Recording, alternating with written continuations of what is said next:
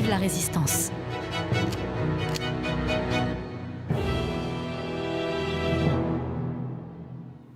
Hello and welcome back to another Hearts of Iron 4 dev diary for La Resistance.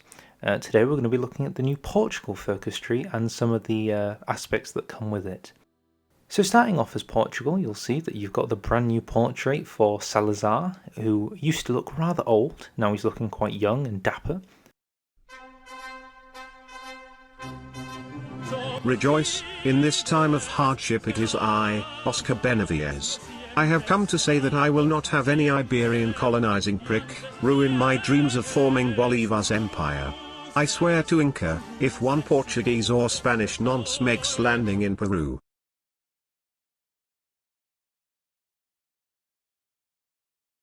I am gonna need every single man, woman and child to subscribe to Hovelax right now, otherwise the dream of Bolivar's empire will be destroyed forever. Adi starts his country off with two political ideas. These ideas are the unreliable army, which gives you debuffs to organisation, recruitable population factor, war support and division attack.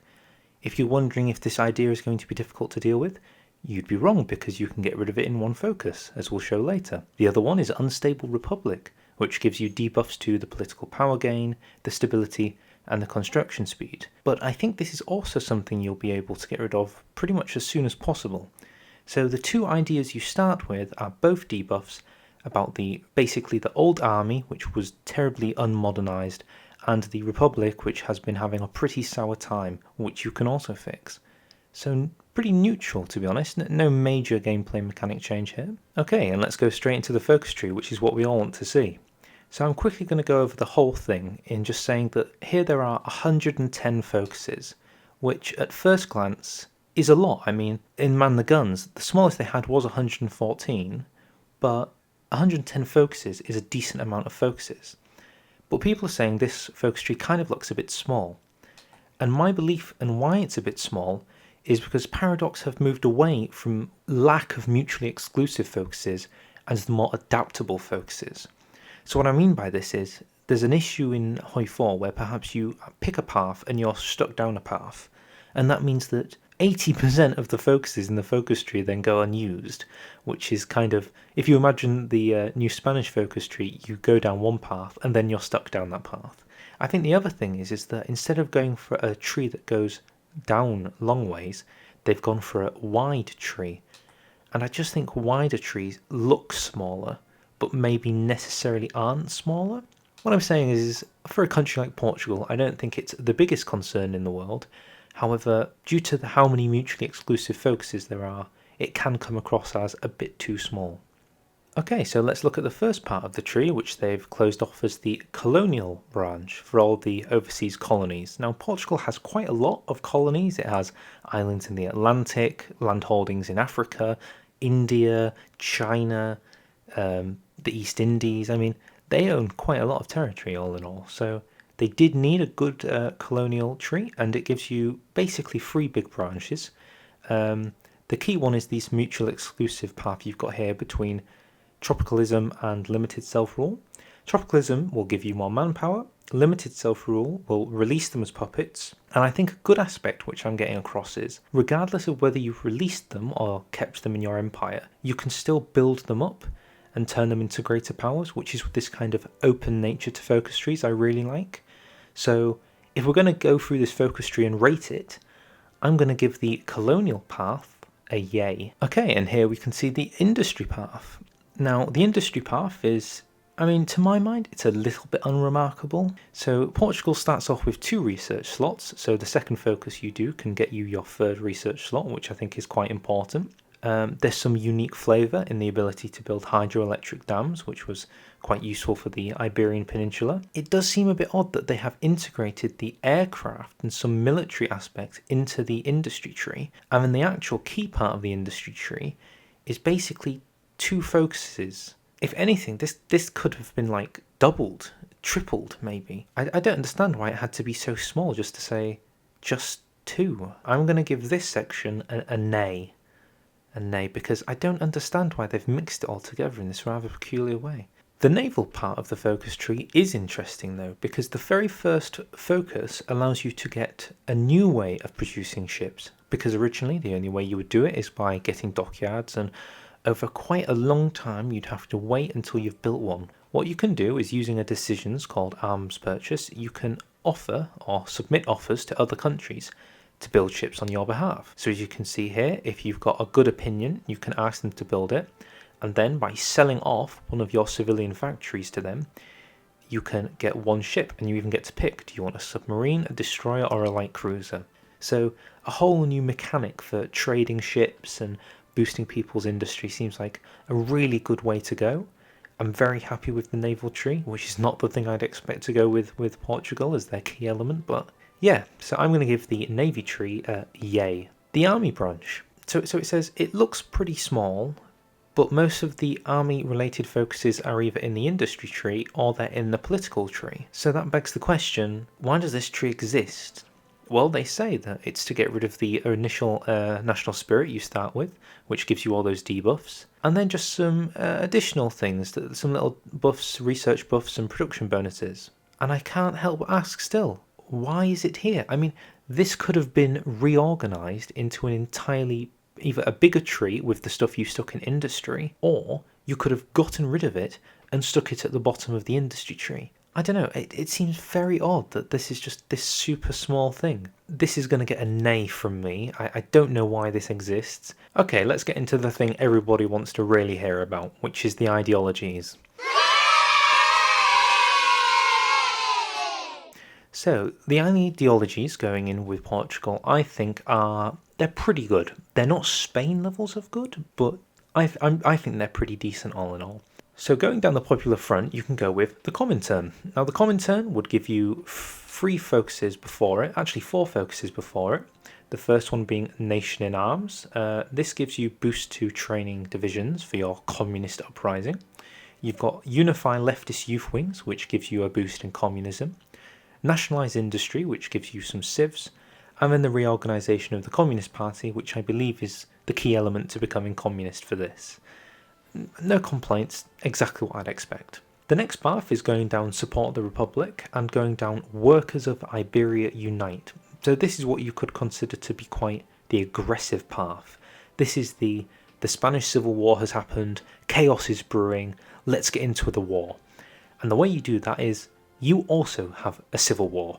So the communists within your country will start up a civil war, and you can try and merge your civil war with the Spanish Civil War, so that once the civil war ends, you and Republican Spain can merge into like one Iberian socialist bloc, and it gives you some later options to spread this communism to Latin America, which I think is quite good, as well as making a big Latin American faction.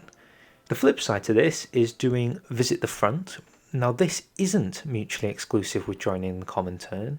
This is just a much more slow way of becoming a communist, and then helping Republican Spain, but not necessarily joining them, just sort of, making sure they turn socialist with you.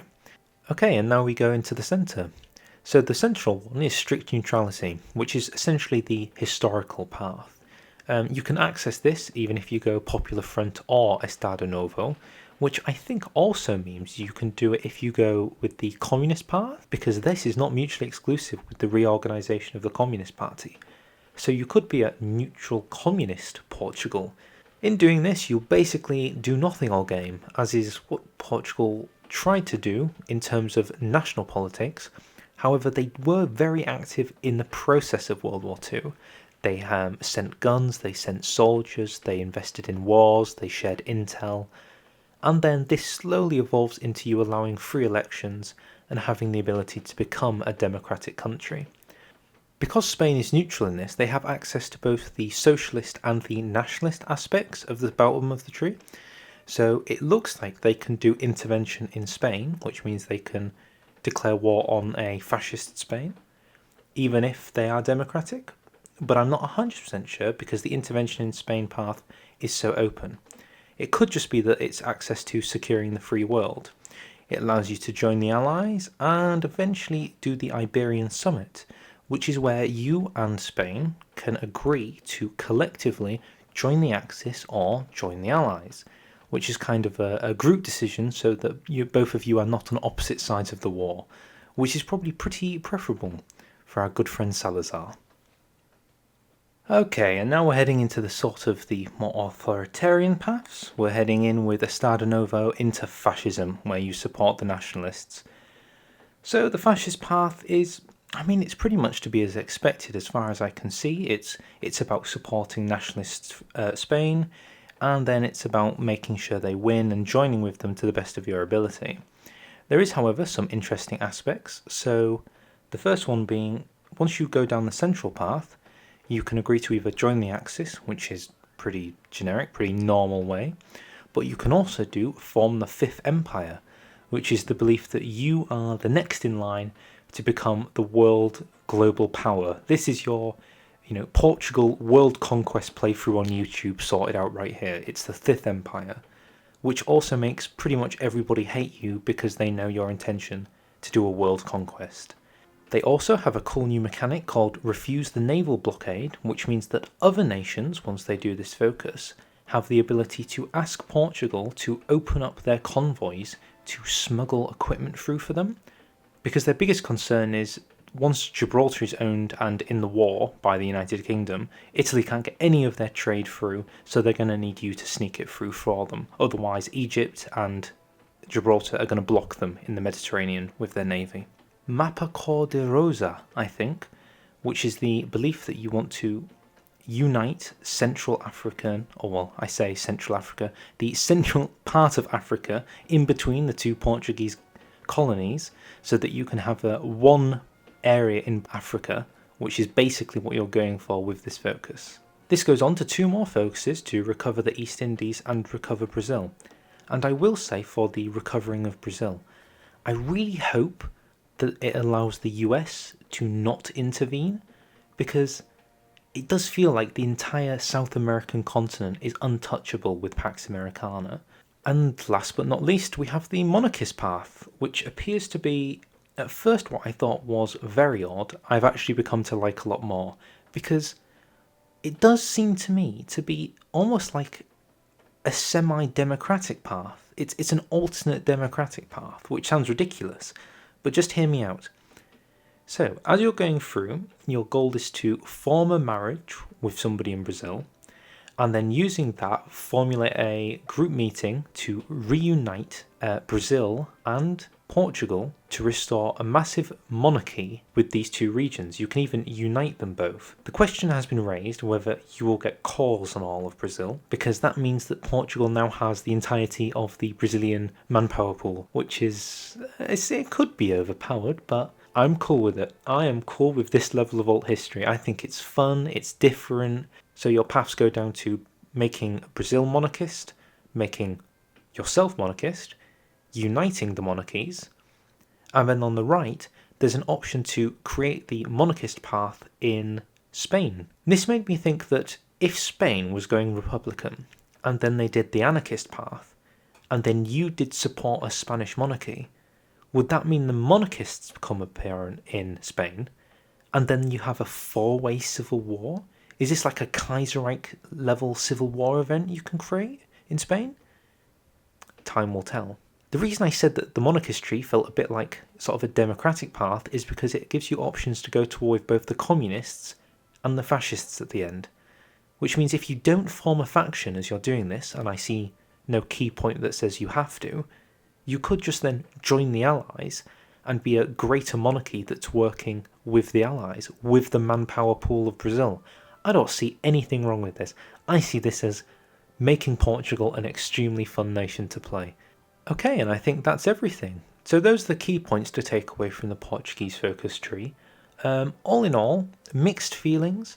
There are some parts I just don't get. There is a lot of good potential to come from it. I'm really hoping that it comes with a formable nation to unite Iberia if necessary, so there is a custom tag that you can do no matter what path you take, which is kind of key for me. If there isn't, I'll be very disappointed. Other than that, I'm going to say decent all round, and I'm excited to look for it. Okay, and with that, I'll say thank you very much for watching. If you enjoyed, feel free to subscribe. and I'll see you all again soon. Bye bye. Remember to subscribe for Bolivar's Empire. Bye.